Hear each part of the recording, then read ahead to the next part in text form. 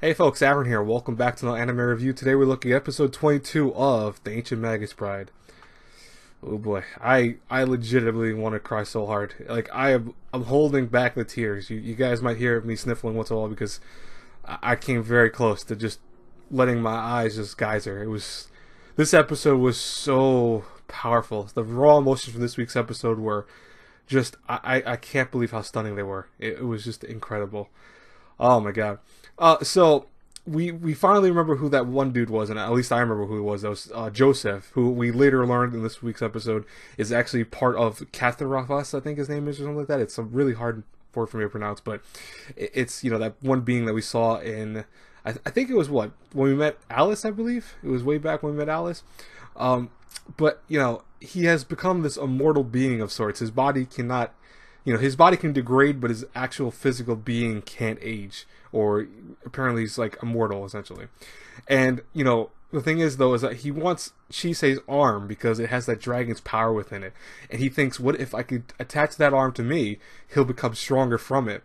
And how he wants to do that exactly, we're not too sure. I'm assuming that we'll find that out probably next week or the week after. But, he decides that that's why he wants Chisei for himself right now. He wants to take her arm.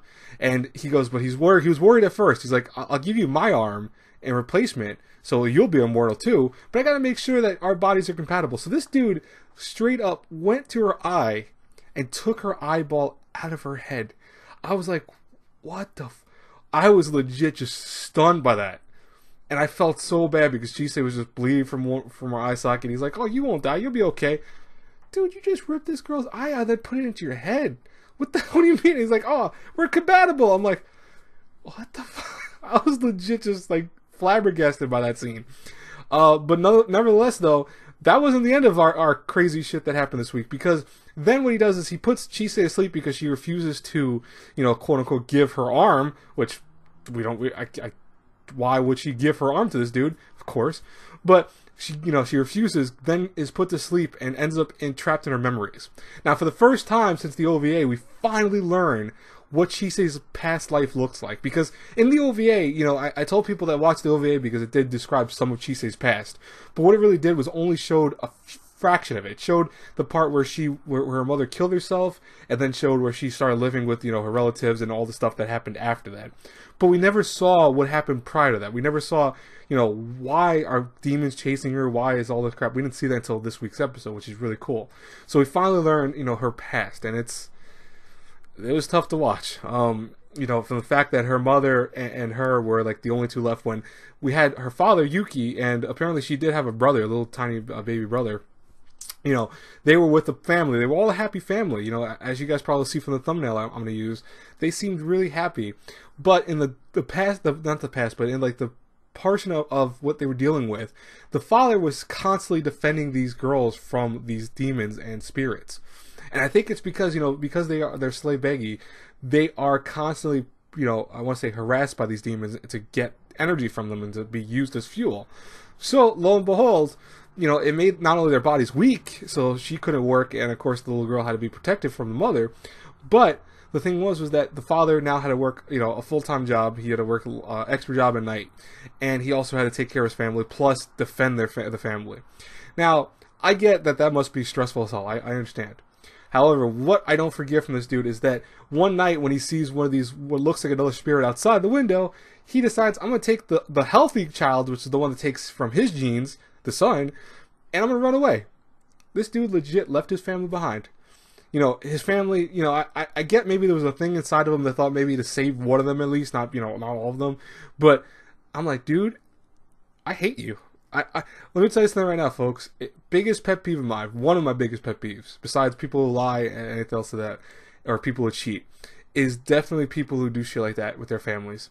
Any person, whether it's a mom or a dad, that leaves their family for whatever reason, unless it's because maybe if they were physically abused or if there was some really messed up thing, okay, I give them partial carte blanche because, you don't want to, that's a dangerous situation.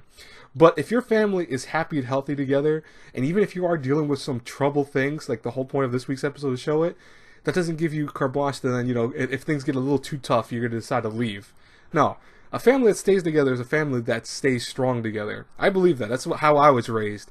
And, it's amazing to see someone do this to a family. So I was like, I was infused with rage, folks. I'm telling you guys right now, I was shaking, holding my phone, because I was watching this on my phone. Unfortunately, I couldn't watch it on my computer. I was laying down because I didn't feel too well earlier.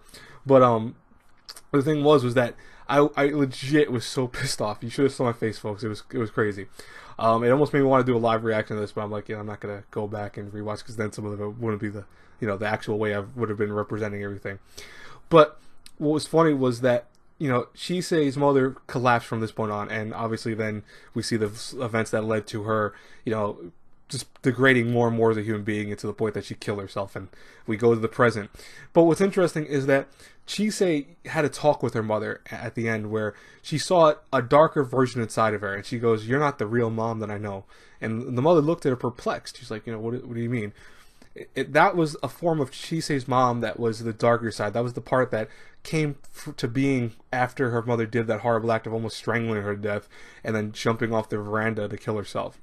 Chisei never forgave her mom for that. And even as she says to the later part, she never will.